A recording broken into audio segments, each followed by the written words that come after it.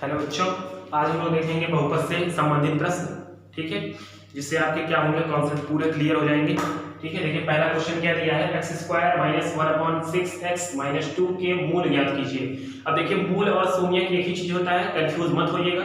ठीक है, सिलेबस में आपके शून्यक नाम से दिया है तो शून्यक ही नाम दे सकता है उसमें। ठीक है, तो आप इन चीजों को ध्यान रखिएगा, शून्यक और मूल क्या है, एक ही चीज है। तो जब भी मूल पूछता है और बहुपद दिया होता है तो हमको क्या करना पड़ता है, गुणनखंड। क्या करना पड़ेगा, गुणनखंड। अब यहाँ बटे में दिया है तो आप क्या करिए, 6 से गुणा कर दीजिए और 6 से भाग। क्यों हम ऐसा करेंगे, जिससे नीचे का हर क्या हो जाए, गायब हो जाए। तो 6 का भाग तो इधर ही रहने दीजिए बाहर, अंदर 6 का गुणा जब करेंगे तो ये हो जाएगा 6x स्क्वायर, फिर धन 6 से 6 कट गया, बचा x ऋण 6 गुना 12। ऊपर हमने गुणा कर दिया, नीचे हमने भाग दे दिया। ठीक, अब आप क्या करोगे, इसका गुणनखंड क्या करना है, मध्यपद बांट करके कर दीजिए। तो क्या हो जाएगा, 12 का गुणा 6 में करेंगे तो क्या होगा, -72। तो हमको ऐसा ब्रेक करना है कि घटाने पर क्या है, 1 आए, क्योंकि यहाँ पे क्या है 1, और गुणा करने पे क्या है 72।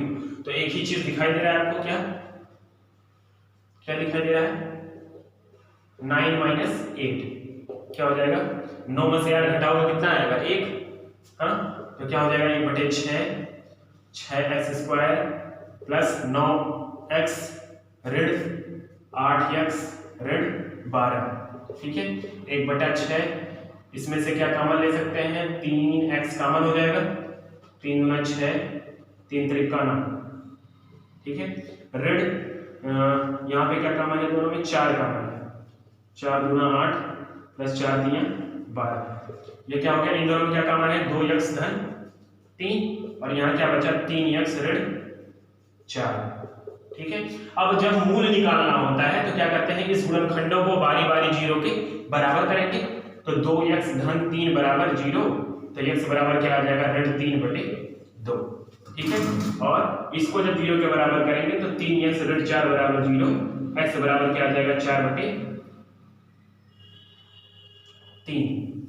हाँ, ये आ जाए आपका मान। ठीक है, ये मूल निकल गया। दूसरा प्रश्न अगर देखें हम, दूसरा प्रश्न, दूसरा क्या दिया है, एक द्विघात बहुपद ज्ञात करो यदि इनके मूल 5 और ऋण 3 है। मतलब अल्फा बराबर क्या दिया है, 5, और बीटा बराबर क्या दिया है, ऋण 3।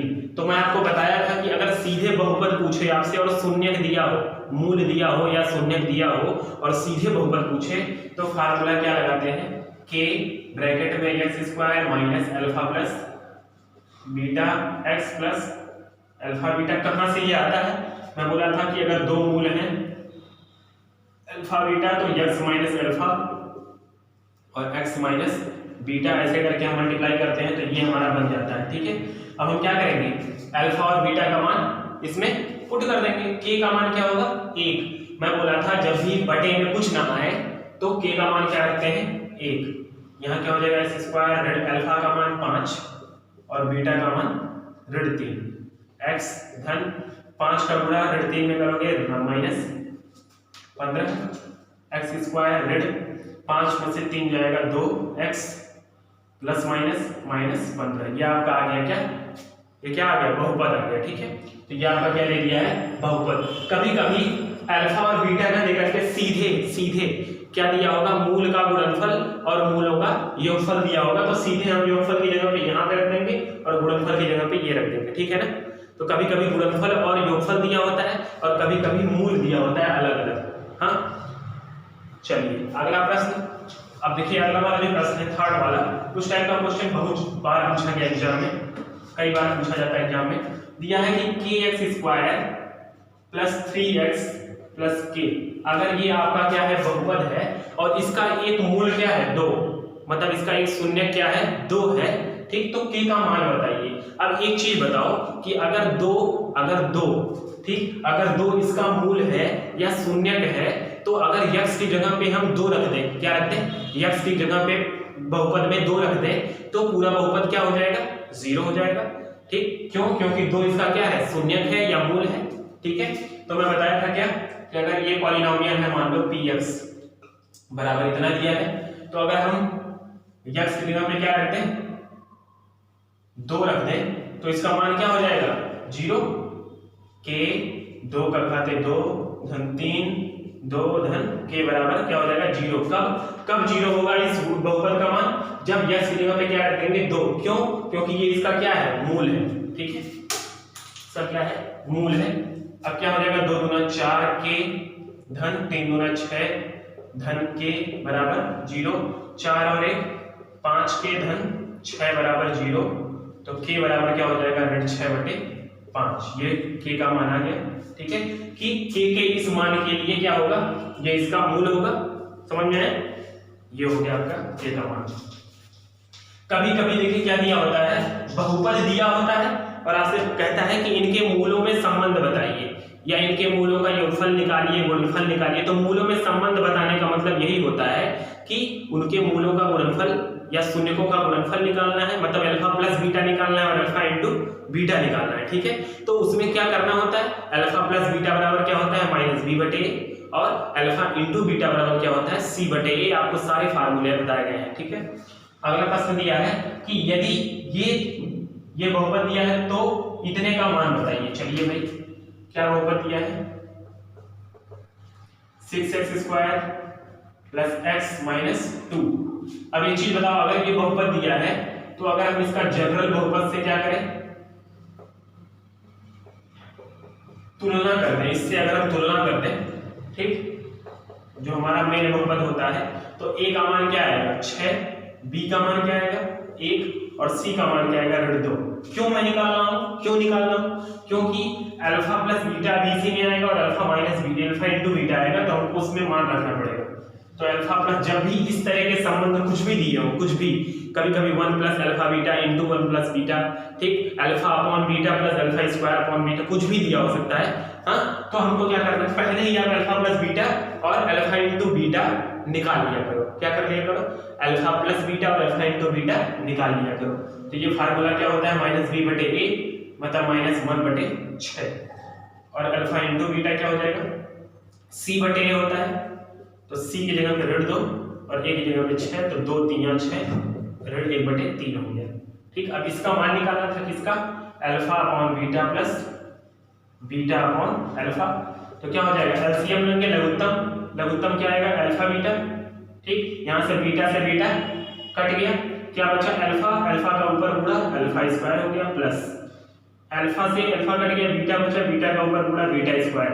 अब एक चीज बताओ, alpha square plus beta square आप कुछ जानते हो, नहीं जानते हो, आप क्या जानते हो अल्फा प्लस बीटा, तो आपको इसको किसके फॉर्म में चेंज करना पड़ेगा, अल्फा प्लस बीटा, तो ये क्या हो जाएगा अल्फा प्लस बीटा का होल स्क्वायर ऋण 2 alpha beta upon alpha beta. मैंने क्यों ऐसे लिख दिया, समझिएगा ध्यान से, बहुत ही इंपॉर्टेंट है ये, समझिएगा मैं क्यों इसको ये लिख दिया। कैसे, अगर आप इसको ब्रेक करोगे, अगर आप a प्लस b का होल स्क्वायर ब्रेक करते हो तो क्या आएगा alpha square plus beta square plus 2 alpha beta आएगा, क्या आएगा +2 अल्फा बीटा। अब अगर उसी में से हम -2 अल्फा बीटा कर दें तो +2 अल्फा बीटा -2 अल्फा बीटा क्या होगा, कैंसिल, बचेगा क्या alpha square plus beta square, मतलब जो चाहिए हमको वो बच गया, मतलब ये लिखो चाहे ये लिखो कोई अंतर नहीं है, ठीक। अब अल्फा प्लस बीटा का मान हमको पता है, क्या ऋण 1/6, ऋण 1/6 का होल स्क्वायर ऋण 2 गुणे ऋण 1/3 बटा अल्फा इंटू बीटा 1/3। इसको आप क्या कर सकते हो, सॉल्व कर सकते हो और मान निकाल सकते हो जो भी निकालना है, ठीक है। ये हो गया, यहाँ पे मेरे काम ये था, ये तो जब भी संबंध वाला क्वेश्चन आएगा, ये सब निकालने वाला, ये चीजें निकालने वाला, तो आपको क्या करना होगा, आपको अल्फा इंटू बीटा और अल्फा प्लस बीटा पहले से निकाल लेना पड़ेगा।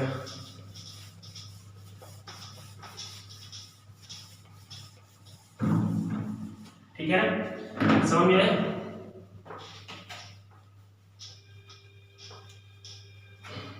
अगला क्वेश्चन क्या है, अगला प्रश्न, P का वह मान ज्ञात कीजिए जिसके लिए बहुपद इतने x - 2 से पूरा विभाजित हो जाए। अब एक चीज बताइएगा हमको बताइएगा, क्या अगर ये बहुपद है आपका x³ ऋण 4x² ऋण px धन 8, ठीक है। P का मान निकालना है, जैसे K वाला प्रश्न था, K वाला, ठीक, कि k का वह मान ज्ञात कीजिए, k का वह मान ज्ञात कीजिए जिसका ठीक k का वह मान जैसे दे देता है kx square plus 2k plus k, ठीक है, इस तरीके से दे दिया। तो आपसे पूछेगा कि अगर इसका एक मूल क्या है 2 है तो k का मान बताइए। तो उसी तरीके से ये भी प्रश्न है, ठीक, क्या दिया हुआ है आपका कि अगर ये बहुपद जो है p के किसी मान पर x ऋण 2 से क्या हो जा रहा है, पूरा कट जा रहा है, पूरा विभाजित हो जा रहा है, मतलब ये x माइनस 2 x ऋण 2 इसका गुणनखंड होगा या नहीं। अगर मैं बोलूं 12 जो है वो 3 से कट जा रहा है तो 3 12 का गुणनखंड होगा या नहीं, होगा ना, ठीक। अगर मैं बोलूं कि ये जो है ठीक इसको पूरा कट कर दे रहा है, मतलब ये इसका गुणनखंड है या नहीं, है ना, ठीक। मतलब अगर ये इसका गुणनखंड है और इसको बराबर 0 कर दो तो x का एक मान क्या आ जाएगा 2। तो x का मान 2 आने का मतलब क्या हुआ कि अगर हम x बराबर 2 रख दें, अगर इसमें 2 रख दें तो इस पूरे का मान क्या हो जाना चाहिए, 0 हो जाना चाहिए। कब जब ये इसका क्या हो गुणनखंड। तो हम क्या करेंगे x³ minus 4x square minus px plus 8, ये 0 कब होगा जब हम x की जगह पे क्या रख देंगे 2 रख देंगे। चलो x की जगह पे क्या रख दें 2 रख दें, बराबर क्या हो जाएगा 0। क्यों 0 हो जा रहा है, क्योंकि इससे ये पूरा क्या हो जा रहा है, कट जा रहा है, ठीक। तो 2 3 8 2 3 8 नहीं, 2 का क्यूब 8, 4 2 दूना 4 चौका क्या हो जाएगा 16, 2p धन 8 बराबर 0, ये प्लस 8 और 8 क्या हो जाएगा 16 में से 16 गया, 16 में से 16 ये देखो 8 और 8 16 में से 16 गया 0, बचा माइनस 2p बराबर 0। तो p बराबर क्या आ गया 0, मतलब p के किस मान के लिए ये इसका गुणनखंड होगा, p के किस मान के लिए ये इसको पूरा विभाजित कर देगा 0 के लिए। अगर हम p की जगह पे 0 रख दें तो ये वाला जो गुणनखंड है इसको पूरा क्या कर देगा, विभाजित कर देगा, ठीक है ना। देखिए जब भी चीजें समझ में ना आए तो आप आंशिक मान से क्या करिए तुलना करके देख लिया करिए, तो आपको चीजें क्या होंगी समझ में आएंगी कि क्या आखिर कहने का मतलब है उसका प्रश्न का, ठीक है। अगला प्रश्न दिया है अंतिम प्रश्न, बहुत ही महत्वपूर्ण, कि बहुपद इतने में से क्या घटाए कि यह इससे पूरा क्या हो जाए विभाजित। अब ये देखिए बच्चों वाला प्रश्न है, बस समझ में आपको क्यों नहीं आ रहा था, क्योंकि यहाँ पे बहुपद दिया हुआ है। अगर मैं बोलूं कि 15, ठीक, 15 में से क्या घटाऊं कि वो 2 से पूरा विभाजित हो जाए। आपको भी दिख रहा है कि 2 से भाग देने पर क्या आ रहा है 14, एक क्या बच रहा है शेषफल, ठीक, मतलब जो शेषफल बच रहा है अगर हम उसी को 15 में से हटा दें, क्या कर दें घटा दें 15 में से, तो बचेगा क्या 14, जो 2 से पूरा क्या हो जाएगा विभाजित। तो वही चीज यहाँ पे भी है भाई कि अगर हम इसमें क्या करें भाग दें, जो शेषफल आ रहा है अगर उसको हम इस बहुपद से घटा दें, बहुपद से क्या कर दें घटा दें, तो जो आएगा वो पूरा कट जाएगा। मतलब कि अगर थोड़ा बड़ा लेते हैं आपको समझ में आए, ठीक, जैसे मान लीजिए बोला जाए 22, 3 से हम डिवाइड कर रहे हैं, मैं क्या बोलूं ऐसे प्रश्न बोलूं कि 22 में से क्या घटा दें, ठीक, 22 में से हम क्या घटा दें जिससे 22 जो है, या ऐसे बोलूं कि 22 में से मैं क्या घटा दूं जिससे 3 से वह पूरा विभाजित हो जाए कम से कम, ठीक है। तो कम से कम क्या घटाना है, 1 अगर घटा दिया जाए, मतलब जो शेषफल बचेगा 3 सते 21, क्या बचेगा शेषफल 1, अगर 1 इसमें से हटा दिया जाए तो ये पूरा कट जाएगा। अब आपको लग रहा है समझ में आ गया, कैसे करेंगे इसको, 3x³ धन 10x स्क्वायर ऋण 14x धन 9, इसका हम क्या करेंगे 3x और 1 मिनट 3x ऋण 2 से भाग देंगे। चलो यहाँ देखिएगा ध्यान से, कंफ्यूजन नहीं बिल्कुल भी, यहाँ 3 है यहाँ भी 3 है, चलिए ठीक है अच्छी बात।